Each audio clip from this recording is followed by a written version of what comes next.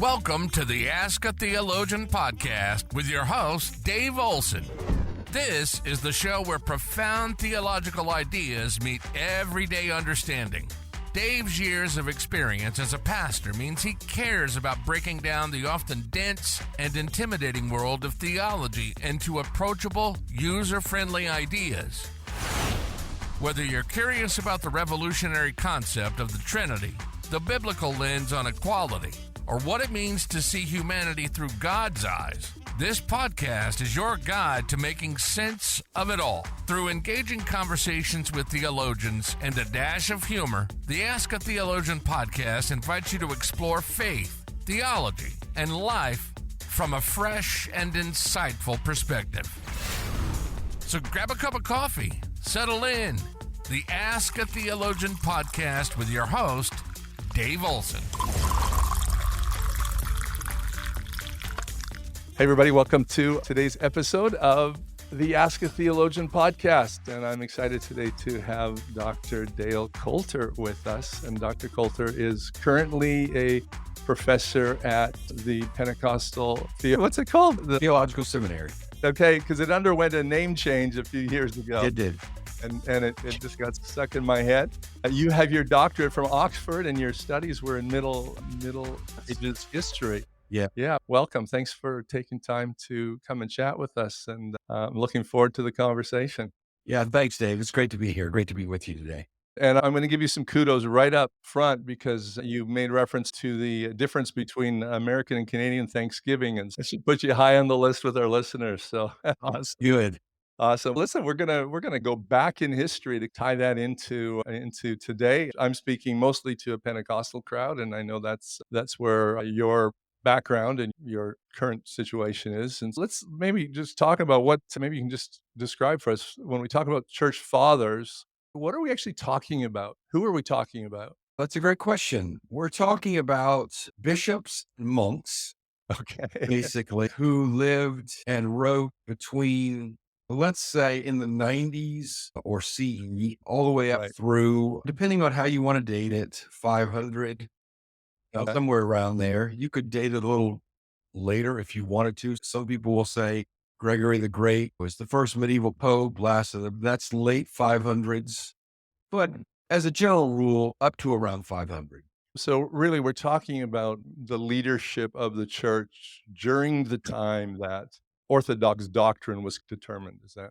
Yeah, we're talking about, yes, though all the theologians in early Christianity, certainly up to the formation of the universities, maybe a little prior to the formation of the universities in the 12th century, are bishops, Augustine or Ambrose, or monks, sometimes both. John Chrysostom becomes becomes the Patriarch of Constantinople, but he was as a monk. Jerome, sometimes they're laypersons and they're not really associated. Origen would be a good example of someone like that. That's a rare thing. Most of the time, after the rise of monasticism, they're either monks or bishops. Tertullian's another lay person.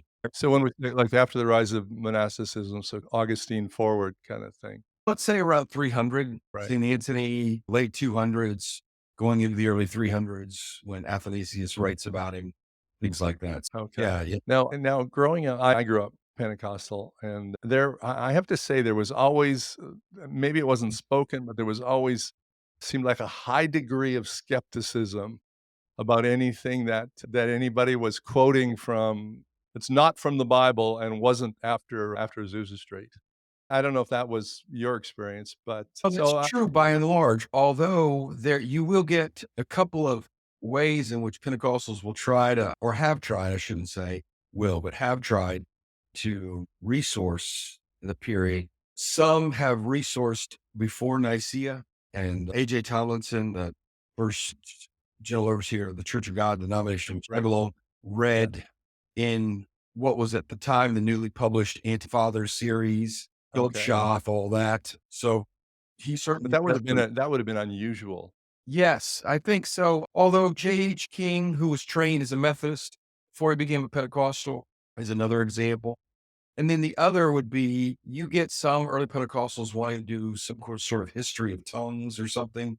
Right. And that will lead them into history of Christianity a little bit. That, however, the restorationist in historical paradigm meant you leapfrog over the centuries. There's Pentecost, and then there's Azusa, a kind of second Pentecost, and you're leapfrogging.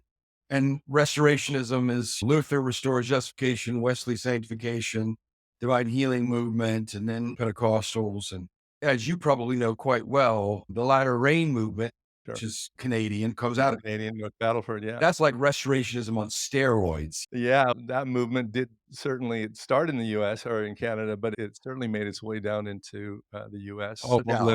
Dick Iverson and Frank Damasio are certainly part of that heritage. All the Canadian US border, you can just plot it, and from New York to Michigan to all the way over to Washington, and then you can plot it down the West Coast, but a lot of it on the border, and it's still deeply impacting Christianity in the Sure. US, maybe more so Okay. in Canada now. Yeah, the whole Well, in what way would that be? How is it impacting US? the whole idea of prophecy, all these Trump prophecies, and Gotcha. that being fueled in part by latter rain theology. Oh, wow. Okay. The whole I rise didn't of see the that. office of the prophet, that there's an apostle that's coming right out of latter rain. That's just a modification Okay. of latter rain theology. Oh, wow, I didn't see the connection. Yeah. That's interesting. That's the reality of it. There's so much of our current theology that has its roots where we don't even understand where it has its roots. And going back to the church fathers, and just make the comment, because you did say so there was certainly some church history that was observed. And I remember being back in Bible college, and basically once John of Patmos, once he died, there was nothing really in church history until Martin Luther. And then Even in circles, you get this. One of my students told me that not one of my students, a friend of mine, when he was at Carson Newman, which is an evangelical 4-year liberal arts school here in Right. Tennessee. And he said he had a history of Christianity professor tell him, look, all you need to know are the 3 A's and the Augustine, Anselm, and Aquinas, and then you're good. Yep, that's pretty much Yeah. what used to be a standard evangelical tape on the Middle Ages. Some Sure. Aquinas, and then you're done, and then Luther, and then you're You going. got it all. You got it all. Let's forget about Irenaeus. Let's forget about Origen. Let's forget Right, about right. St. John of the Cross. Let's just forget about it. They have nothing to offer us, which really begs the question. And I realize it's changing a bit, but there still is some skepticism in Pentecostals of that period of time. So what can we learn, or what can we bring out of that time that really helps us understand even our own Pentecostal experience and our movements? One of the things that we can learn from early Christianity and even medieval is the close association between ecstasy and prophecy. I tell my students all the time that medieval mystics are just charismatics of their day. They're Yeah. experiencing visions, revelations, that sort of thing. And very early on, this goes back to the book of Acts, actually. Luke is the only writer in the New Testament to use the term ecstasis, from which we Okay. get the English word ecstasy. He uses it 3 times, twice to Okay. describe Peter's visions, the animals being let down, and then one Paul's. That term then, which generally in English gets translated as trance or something like that, Yes. but the term in the Greek is ecstasis. By the time you get into the 2nd century, prophecy is being equated with ecstasy as its mode. Whenever you're prophesying, you're entering into this sort of ecstatic mode. Which would have been typical of early Pentecostals. That would not have been an unusual Exactly. expression. Yes. Yeah. Early Pentecostals thrive on all that, partly because they're influenced by Catholic mystical streams, partly because they're influenced by early Christian ideas that come through John Wesley. So back up a second. You're saying that early Pentecostals were influenced by Catholic mysticism. Yeah. Yes. Pentecostals don't always realize that, but That's true, isn't it? it's through the holiness movement, right? When you think about the holiness movement originating in the early 1800s, and you've got people like Phoebe Palmer, you've got Charles, oh boy, holiness folks. It'll come to me in a minute. Anyway, within that, you have French and Spanish quietists, Okay. French quietism in particular coming through. Now tell me a little bit more. Which French quietism? Madame Guyon and Francis Fenelon, who are French quietists, they're drawing on Catholic mysticism. They live in the 1600s, Okay. and they're being channeled to early Pentecostals through the holiness movement, because there's biography written about Guillaume, along with Fenelon, and then also Catherine of Adorno. She was you could call her a late medieval women mystic, but again, biographies are being written on her in English, one biography in particular. So that is into and merging with early Pentecost. I'll give you a good example of this.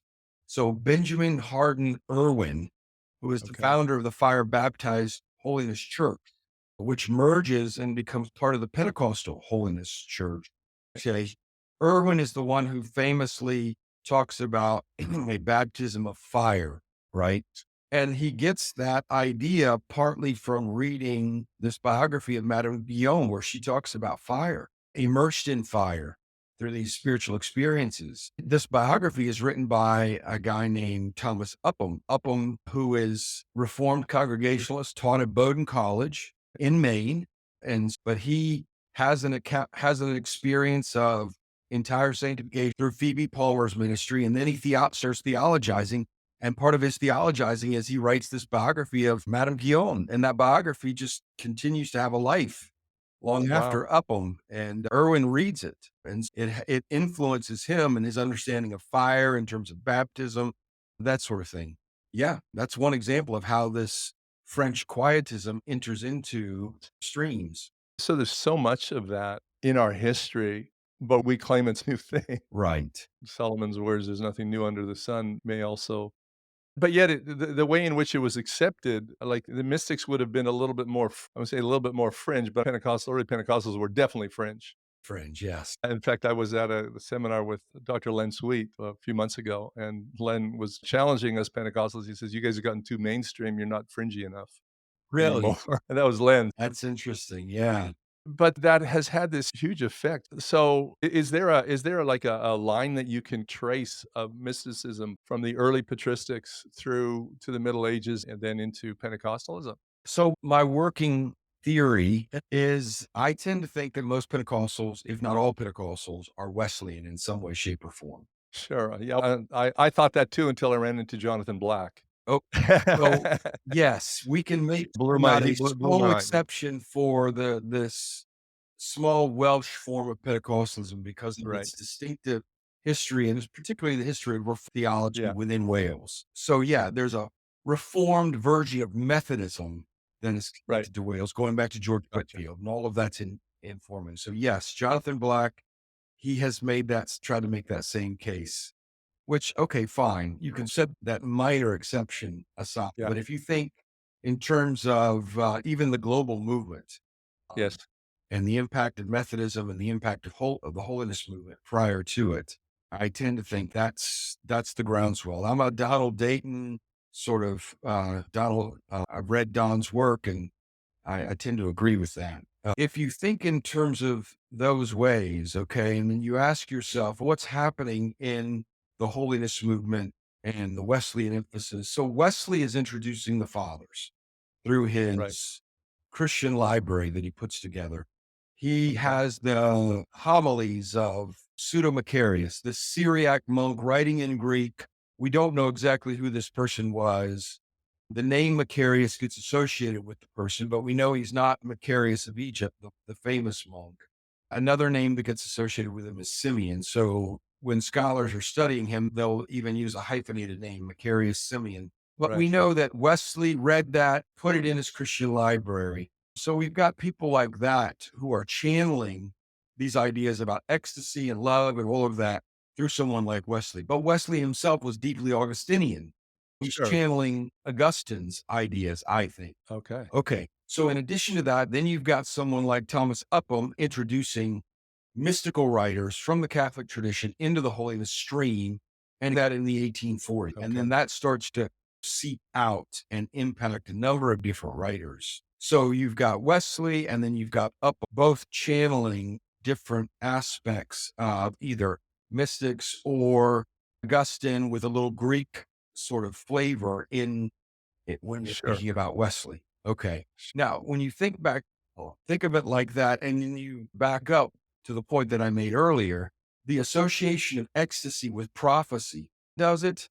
Augustine does it. Augustine clearly thinks that prophecy is in an ecstatic mode. And then Augustine talks about having his own vision with Right. his mother Monica in the Confessions, right? Uh-huh. So you get this vocabulary centered around ecstasy that gets passed on through people like Augustine, comes into Gregory the Great. It's all these folks who are having visions or engaging in prophecy. Gregory, most people don't know this, but Gregory the Great thinks Benedict is this warrior monk who is prophesying that the city of Rome won't fall to Mm, the barbarians and things like that in the 500s. When Gregory is writing this in his dialogues, he devotes an entire book to Benedict. And most people don't always read about that version of Benedict, famous founder of Benedictine monasticism. So you get this whole sort of theological development about prophecy and the ecstatic. And that's where medieval mystics, when they're experiencing some sort of vision or something, they see this and define it in terms of ecstasy. Those ideas are coming through people like Wesley. They're coming right. through someone like Upham, and they're being fused with a current, a philosophical current called intuitionism, moral intuitionism, Okay. and getting connected to this idea of intuitive knowledge that is Okay. non-discursive. So when Pentecostals start talking about things like I know that I know, they're really talking about what's called intuitive knowledge. In fact, some Mm, Pentecostals like A.J. Tomlinson explicitly use the word. They know it because they've read their holiness fathers and mothers before them. Intuitive knowledge in the 19th century is just another way of talking about what the medievals understood to be this revelatory knowledge that comes in the context of the contemplative vision of God. So it's okay. this ecstatic moment of being caught up. They don't realize it, obviously. They're Right. downstream of all that. They're just Yeah. operating, but they're using these ideas, fusing them together, trying to think through them in light of this experience of baptism in the Spirit. Right. And so we would I'm just trying to see the connection. Pentecostal, at least when I was coming into this and growing up, our distinctive was the speaking in tongues, but reality, we're talking about ecstatic speech. It's prophetic. It ties into that whole stream. Would you find, like, historically in among some of the patristic history that there is speaking in tongues as well? Okay, so there's one place in Irenaeus in Against Heresies where Right. he does su- suggest that the community, the house churches to which he belongs in Lyon, that's there.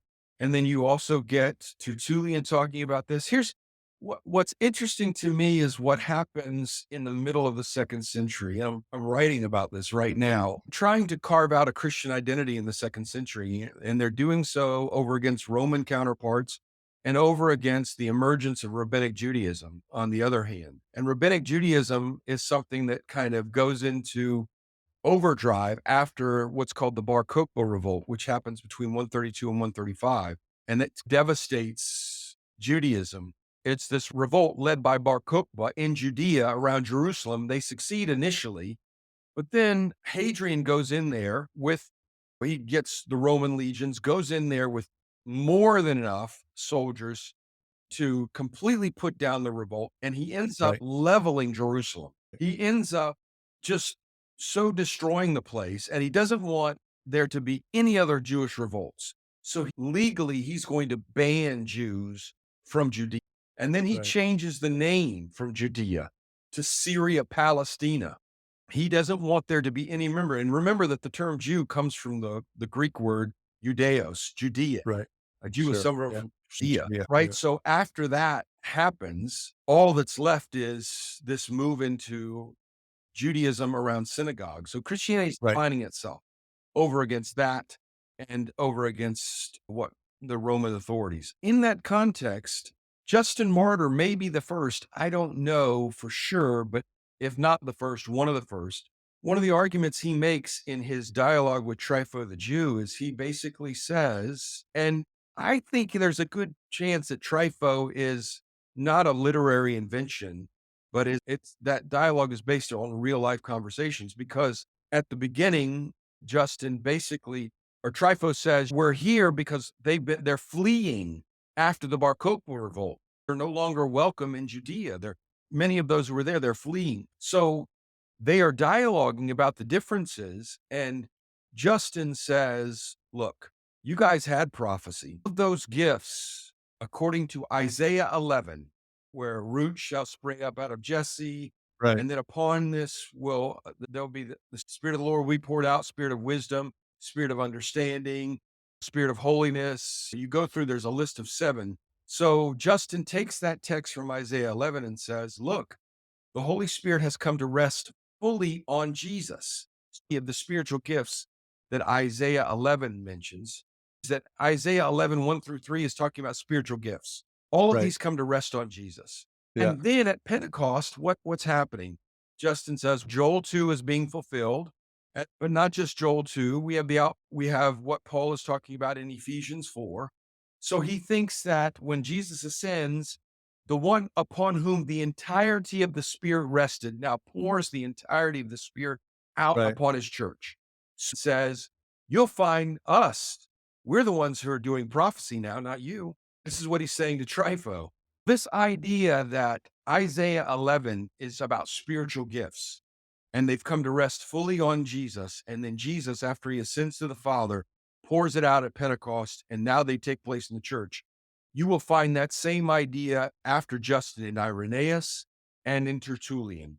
And Tertullian may be the first, again, I don't know for sure, because there are so many texts that we don't have anymore. But Yeah. in Tertullian's Against Marcion in book 5, he explicitly connects Isaiah 11 and 1 Corinthians 12 gift list is really the same as the Isaiah 11 gift list. And that those gifts have been poured out upon the church. And Tertullian, who is defending the new prophecy, which is this new movement that has emerged in the 160s and 170s, he believes that this is occurring because the Spirit is now at work through all these spiritual gifts. And he Yeah. talks about tongues. Now, does he know about the practice of tongues? I'm not sure. He explicitly dialogues with it in 1 Corinthians 14 and 1 Corinthians 12, just like Irenaeus mentions it. And Irenaeus uses a construction in the Greek that parallels Paul's own construction. Okay. Oh, Yeah. so I would say both of those writers think that at Pentecost, there's the flood of spiritual gifts that pour out. And so all these things ought to be happening, all the gifts. Yeah. Julian thinks all the gifts, and he mentions them. Gift of interpretation, all of these things should be happening. We're talking Tertullian in the 2nd century. Second, early 3rd century. Yeah. He's writing Against Marcion probably around 208, something like Right. that, at the turn of the early Right. part of the 3rd century.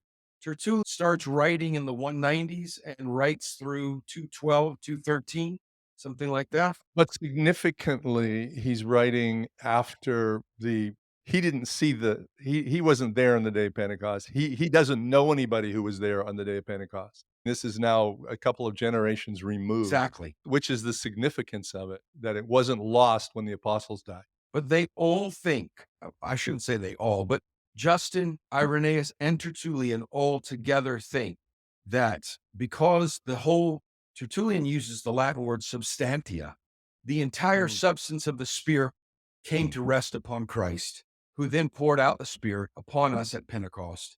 And therefore, we ought to be flowing in all the charismatic gifts as a result of that outpouring. And I think that's pretty much the same as what Irenaeus and what Justin says. So they all think this is normal, or at least normal. Now, they don't have a notion of baptism in the Spirit with speaking Right. like Pentecostal. No, they don't have anything like that. But they do have this idea that charismatic gifts, which would include tongues, ought to be normative. Part of what happens to the church after Pentecost. I guess almost a little twist on what a typical Pentecostal theology would be. These gifts are now available to you because you've been baptized in the Holy Spirit. But they're like, these are available to you because you're part of the church. Jesus poured out his Spirit on the church and you have it.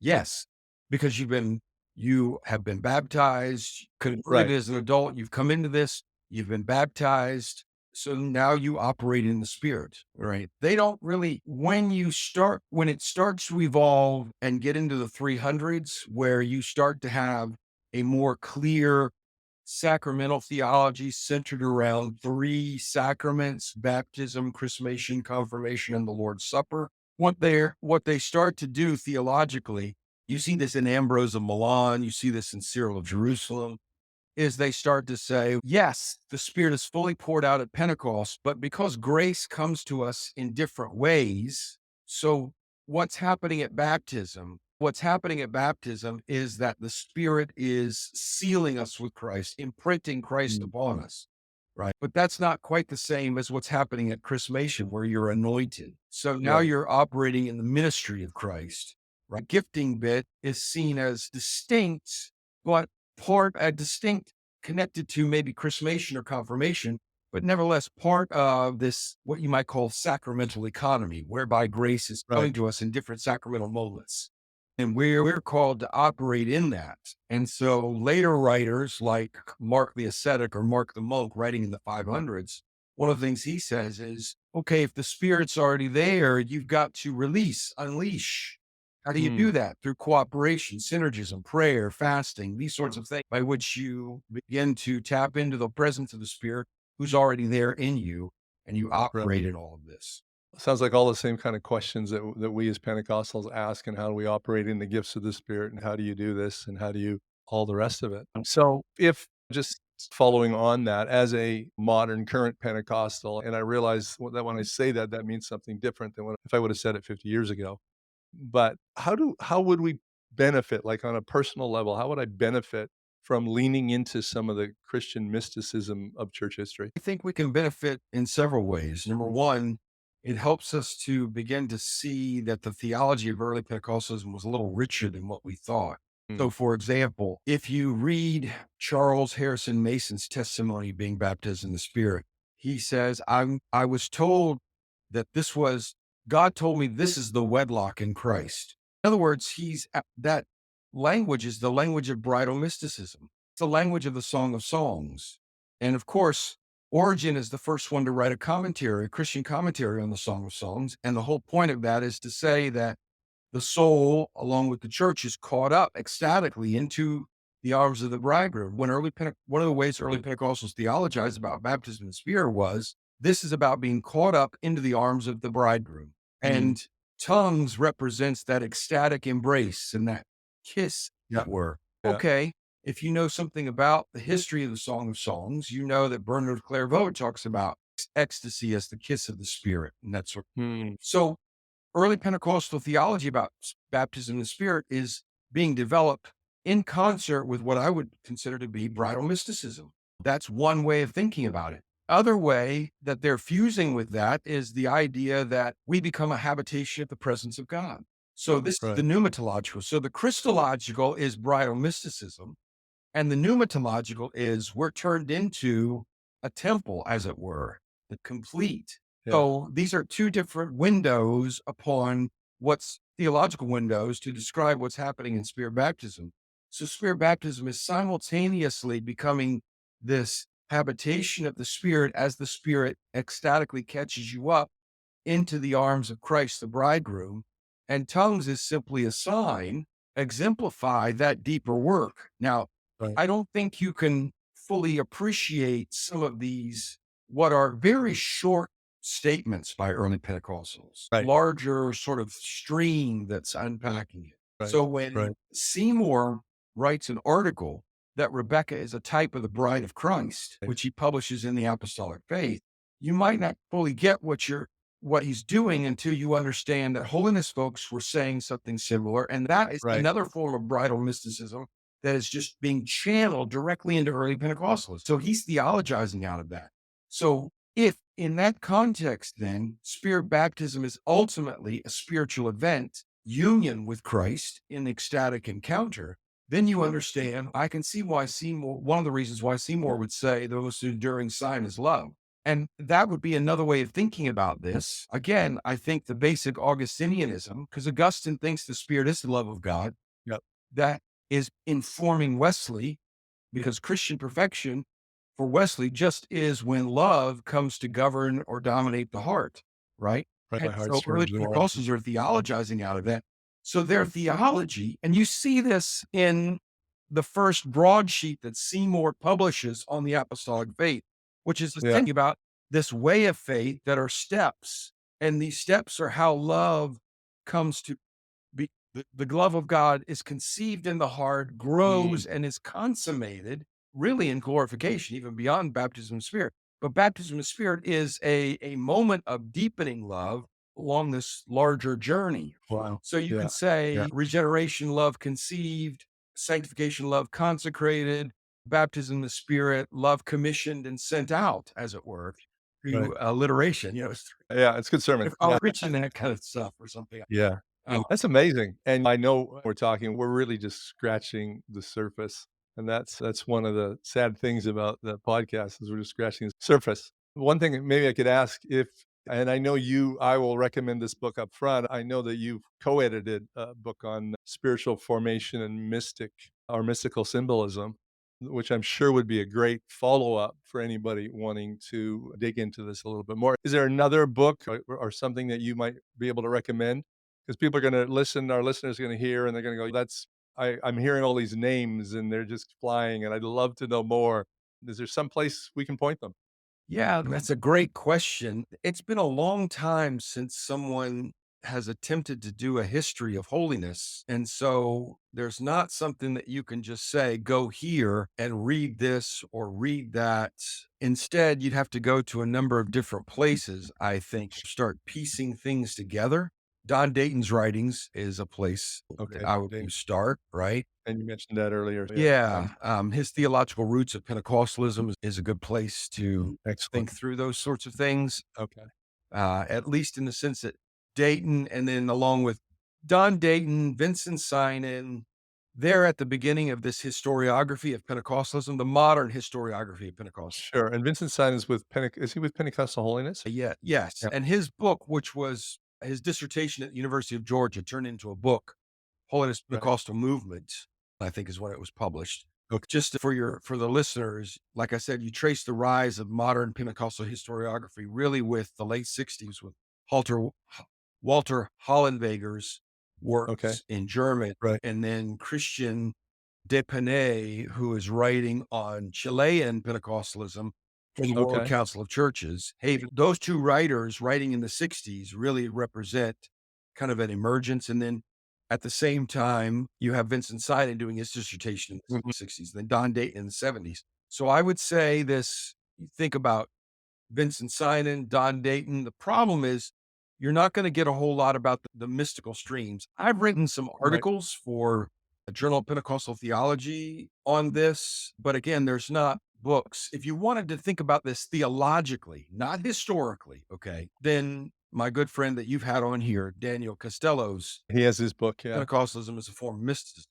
He's Yeah. approaching it from a different angle than I would approach it. He's doing it Right. theologically. I'm trying to do it historically. Historic. Yeah. Think through this. But I've written on the kind of bridal mysticism in early Pentecostalism. We'll get people to search your name in Google Scholar, and they should get Yeah, some more. you'll get some Yeah. hits on that. And the other thing would be there's a new series that Penn State Press has. I've contributed some to it, but the first book that's come out, David Bundy, Jordan Hammond, and David Hahn are the editors of it. And there are a Right. series of essays there. And then there's a second book that's going to come out that I've got a chapter in. Now, that would be another place of thinking about this. What about now? You co-wrote or co-edited a book with Amos Young. The Tradition? Yeah. affections in the Christian tradition. Yeah, that would be a good place to think about the role of the affections.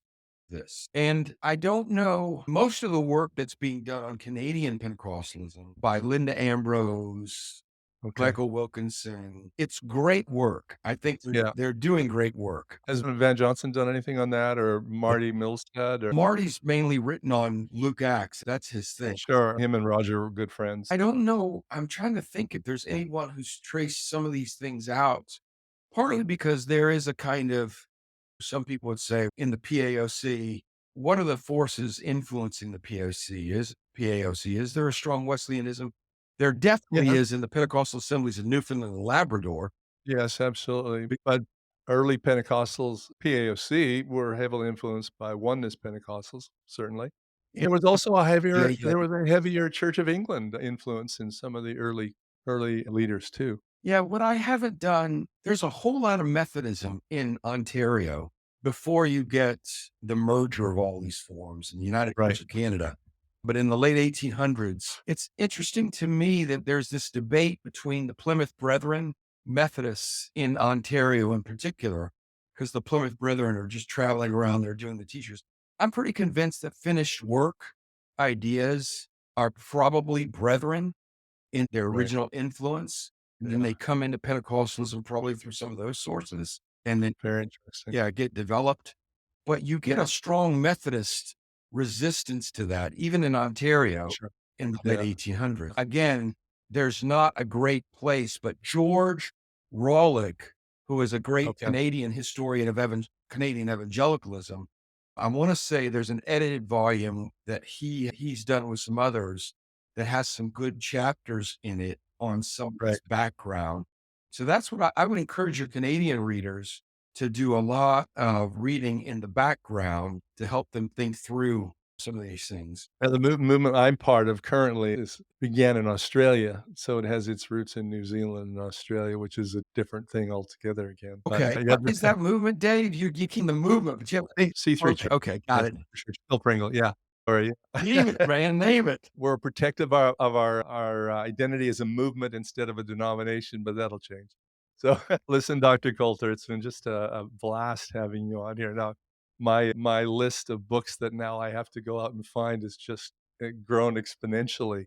So this has just been fascinating, and I appreciate your insight and your comments into this. This is great. I'm hoping that out of some of this reading and out of some of this information that we can start to feel like the Pentecostals won't be the only ones in heaven. I hope so too. Otherwise, there are a whole lot of Pentecostals in for a great deal of shock.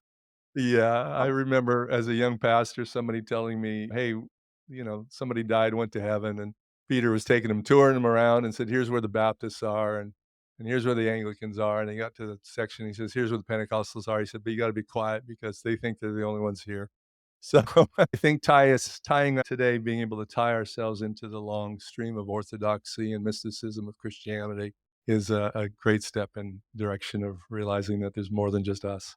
Only that, but actually it helps us to understand ourselves much better. We Yeah, start yeah, to definitely. get in touch with who we really are, and we can make Yeah, sense of the language that early Pentecostals used that we inherited from them. And some of it absolutely. dates because, and I'll just say this last point, one of the, and your sociologists like Michael Wilkinson will say this and understand this better than I do, but institutionalization is a very real thing. And Pentecostal, you can see that in the 1940s within Yeah, Pentecostalism, institutionalization starts to occur in the US in particular. I think with PAOC. Now, the Pentecostal Assemblies of Newfoundland, that's a little different because of the history of Newfoundland is unique. because Newfoundland's a little different, Yeah.